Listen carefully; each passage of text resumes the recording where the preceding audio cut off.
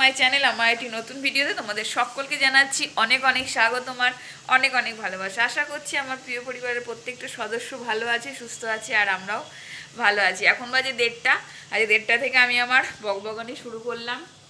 আর কড়াইয়ে মাছ দিতে গেলে কিংবা মাছ ওল্টাতে গেলে আমার এত পরিমাণে ভয় লাগে যে কি বলবো। ভীষণই সাবধানের সাথে করার চেষ্টা করি যাতে মাছটা ভেজে আমি বাড়িতে খেয়ে পেট ভরে বাড়িতে সুস্থ মতন বসবাস করি।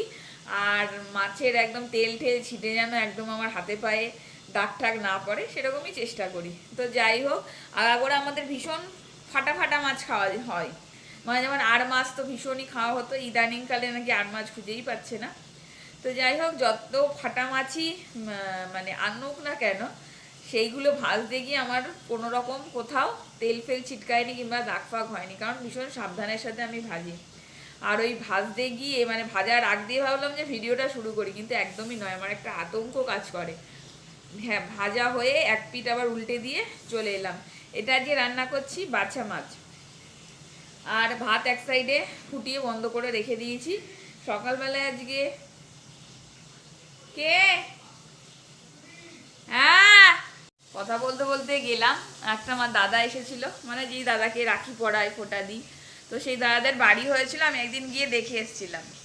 তো দাদার মার শরীরটা একটু খারাপ, তা আগে অনেকটাই খারাপ ছিল, এখন তাও একটু ঠিক আছে। তা ওদের ওই ঘরটায় পুজো করবে, তাই কালকে গৃহপ্রবেশের পুজো করবে, তার জন্য আমাদের কালকে নেমন্তন্ন করে গেল। তো যাই হোক, আমি ওদের বাড়িতে গেলাম, তখন জেঠিমা ভালোই ছিল। তা শুনলাম নাকি একদম কোমর টোমর ভেঙে গেছিলো, বিছানায় পড়েছিল, বেড ফোল হয়ে গেছিলো, এখন তাও নাকি ঠিক আছে। তো যাই হোক, শুনে ভালো লাগলো। আর তাই কথা বললাম, আর মাছগুলো ভাজা হয়ে গেছিলো, তুলে রাখলাম।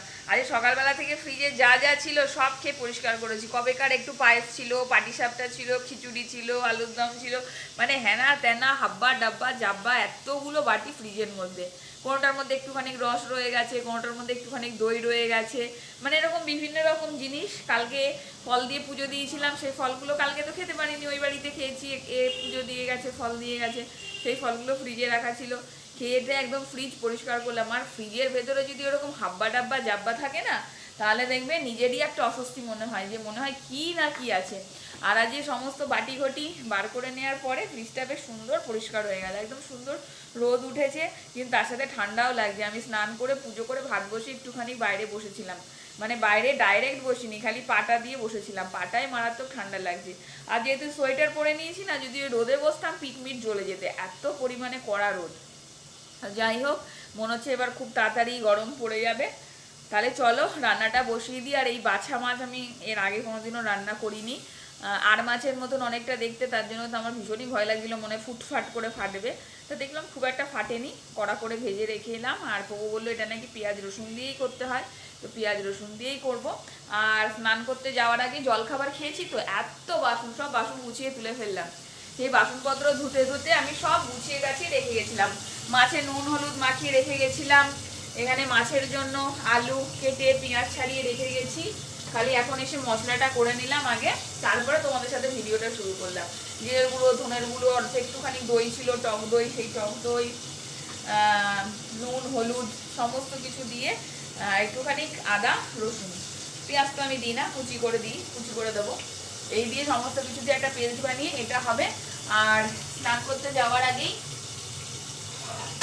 আলু পেঁয়াজ কলি ভাজাটা করে রেখেছিলাম। কবে পেঁয়াজ কলি এনেছে, কেটে রেখে দিয়েছি, ভাজা করার আর টাইম হচ্ছে না, একের পর এক খাওয়া দাওয়া চলেই আসতো। সেই পেঁয়াজ কলি খানিকটা ভাজলাম, এটা দিয়ে ঋষি মোটামুটি ভাত মেখে এবেলা খাওয়া হয়ে যাবে। আর আজকে একটা ভালো খবর, যে পপু অনেকদিন পরে ভাত খাবে বলেছে রাত্রিবেলা ও যদি ভাত খায় না, আমার রুটিটা একটু তাড়াতাড়ি করে রাখলেও কোনো অসুবিধা হয় না।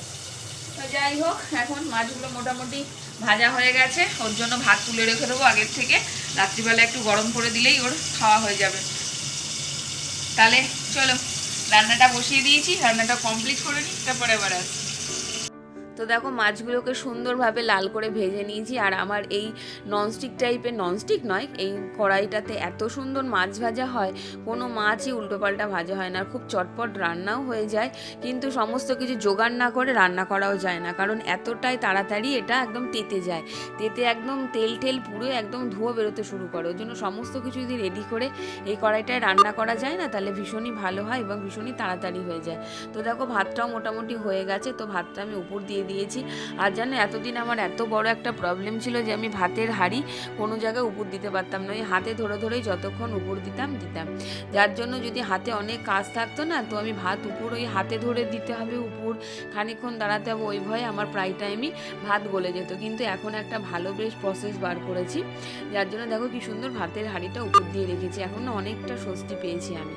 তো দেখো মাছগুলো তো ভেজে তুলে নিয়েছিলাম, তারপরে আলুও তুলে নিলাম, আর জিরে ফোড়ন দিলাম, গোটা জিরে তেজপাতা ফোড়ন দিয়ে কুচনো পেঁয়াজটা দিয়ে দিলাম, একটু ভাজা ভাজা হয়ে যাক। কুচনো পেঁয়াজটা তাড়াতাড়ি রান্না হওয়ার জন্য একটুখানি লবণ দিয়ে দেবো, তো সেটা তোমাদের সাথে শেয়ার করা হলো না। আর দেখো এই বাটিটা দিয়ে না ভাতের গামলাটাকে ঠেকা দিয়ে রেখেছিলাম, তাহলে আর পড়ে যায় না। তো ওই বাটিটা করে অল্প গরম জল বসিয়ে দিলাম, আর মশলা যেটা বানিয়ে রেখেছিলাম জিরে ধনে রসুন, আদা রসুনের পেস্ট, আর অল্প একটু টক দই, কাঁচা লঙ্কা, টমেটো, সমস্ত কিছু দিয়ে একটা পেস্ট বানিয়ে রেখেছিলাম, হলুদ নুন সবই দেওয়া ছিল। তো সেই পেস্টটাকে ঢেলে দিলাম, এবার ভালো মতন কষুক। আর যেহেতু নতুন আলু একটু শক্ত, আর তরকারিটা তো বেশি ঝোল ঝোল রাখবো না, তার জন্য একটুখানি মশলাটা কষে যাওয়ার পরেই আলুগুলো দিয়ে ভালো করে কষিয়ে নেব, তাহলে আলুগুলো যাতে ভালো মতন গলে যায়। আর এই সাইডে দেখো বেসিংয়ের বাসন যতগুলো পড়েছে সব একে একে ধুয়ে নিচ্ছি, এই রান্নার ফাঁকে ফাঁকে 2-4টে করে ধুয়ে নিচ্ছি। কিন্তু এরকমভাবে সাবান বেশি পুড়ে যায়, কিন্তু কিছু করার নেই, সময়টাকে বাঁচাতে গিয়ে সাবানটা একটু বেশিই খরচা হয়। আর মাছের ঝোলে অনেকেই ডুমো ডুমো করে আলু দেয়, কিন্তু আমার মাংস আর ডিমের ঝোল ছাড়া কোনো কিছুতেই ডুমো ডুমো আলু ভালো লাগে না। তবে এইরকম গামাখা তরকারিতে একটুখানি যদি ওই মানে গোল গোল নয়, ডুমো ডুমো যে এরকম লম্বার থেকে যে মাঝখান দিয়ে ফালি দিয়ে যেই রকম আলু হয়, সেই রকম আলুটাও ভালো লাগে। তো দেখো বাসনপত্রগুলো ধুয়ে নিচ্ছি। আর যে ঋষি যেহেতু বাড়িতে নেই, বুঝতেই পারছো চারিধারে কোনো আওয়াজ পাওনি তোমরা, তো ঋষি মাদের বাড়িতে চলে গেছে, তো ঋষিকেও আনতে যেতে হবে। তো দেখো গরম জলটা দিয়ে দিলাম, আর যদি একটা গ্যাস ফাঁকা থাকে আর একটু যদি ঝোলের মধ্যে গরম জলটা অ্যাড করা যায় তো ভীষণই ভালো হয়, টেস্টও যেমন ভালো হয়, খুবই ভালো হয়। তো এই মাছটা সত্যিই আর মাছের মতনই, একদমই আর মাছ। তো মানে মনে হচ্ছে আর মাছই খাচ্ছি, কেউ যদি না জানে, ও যদি আমাকে না বলতো যেটা বাছা মাছ, তো বুঝতেই পারতাম না। পুরো একদম দেখতেও আর মাছের মতন, খেতেও আর মাছের মতন। আর আমি এই জানলার মধ্যেই ঝুড়িটা ফিট করে রাখি, সকাল থেকে চা খাওয়ার বাসন, জলখাবারের বাসন, সমস্ত কিছু এখানটাতেই দেওয়া ছিল। তো ঝুড়িটা নামিয়ে নিয়ে ফাঁকা করে নিয়েছি, নাহলে দুপুরবেলার বাসনগুলো উপর দিলে আবারও সেই একই রকম ভিজে যায়।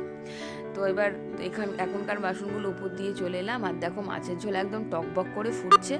আর আমি না আগে জানতাম না যে এই রকম গামাখা তরকারিতে একটু ঘি, গরম মশলা দিলে ভালো হয়। গরম মশলা দিতাম, কিন্তু ঘি দিতাম না। আমি জানি না আমার মা কোনোদিনও দিত কিনা, কারণ আমি আমার মার রান্না তেমনভাবে কোনোদিনও দেখতাম না বলে জানি না।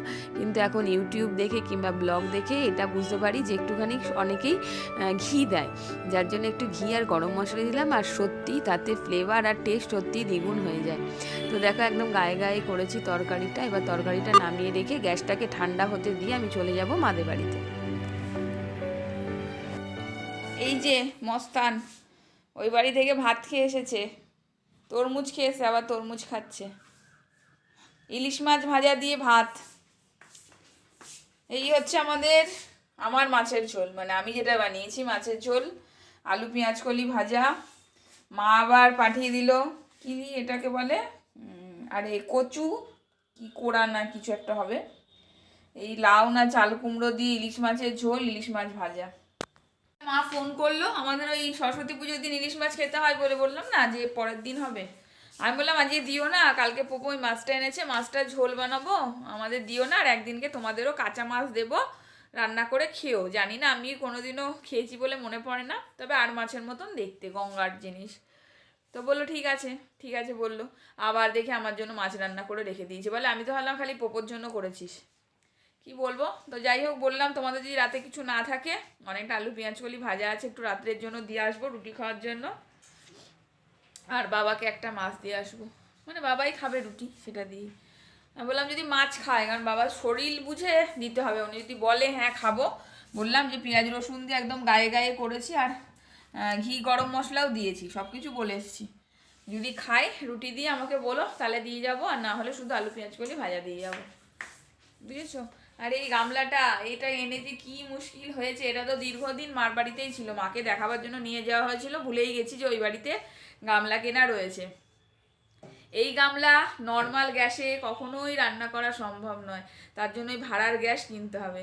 তার জন্য এই গামলা মনে হচ্ছে ফেরত দিতে হবে, ফেরত দিয়ে আরেক সাইজ কম আনতে হবে। 1 মাসের ওপরে হয়ে গেল, জানি না দোকানদার যতই চেনা হোক ফেরত দেবে কিনা, এখনও এর মতন পড়ে রয়েছে আর পোকোর মতন কাজ করে যাচ্ছে, বুঝেছো? জানি না কবে ফেরত দেবে, আর যদি ফেরত দেয় টাকা নিশ্চয়ই ফেরত দেবে না, তার সাথে সাথে আরও 2-1টা জিনিস টাকা ভরে কিনতে হবে।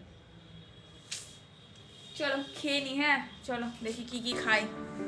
গুড ইভিনিং, এখন বাজে 9:30, আর এতক্ষণ পরে আমি রান্নাঘরে আসলাম, আর আজকে বানিয়ে নেবো মটরশুঁটির কচুরি। তো দুপুরবেলা তো মাছের ঝোল অনেকটাই ছিল, কিন্তু সেই মাছের ঝোলটা এখন আর মাছের ঝোল আর ভাত খেতে ইচ্ছা করছে না, এখন খেতে ইচ্ছা করছে মটরশুঁটির পুর ভরা কচুরি।